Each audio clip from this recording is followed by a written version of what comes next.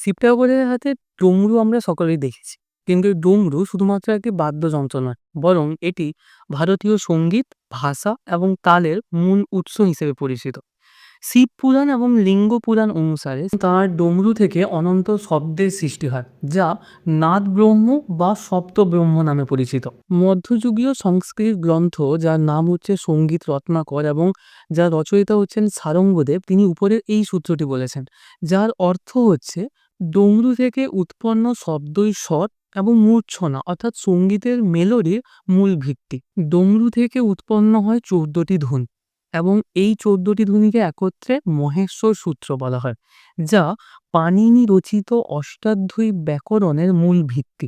দামোদর মিশ্র রচিত সঙ্গীত দর্পণ গ্রন্থে ডমরুর শব্দকে অনাহত বা দিব্য শব্দ বলা হয়, যা মূলত যোগীগণ তাদের ধ্যানের সময় শুনতে পান।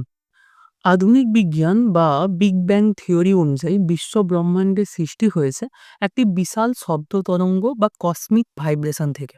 হিন্দু শাস্ত্রে এটিকেই ওম বলা হয় এবং এই ওমই শিবের ডমরুর শব্দের সাথে সামঞ্জস্যপূর্ণ। এইরকম আরও তথ্য জানতে অবশ্যই পেজটিকে ফলো করে পাশে থাকুন। হর হর মহাদেব।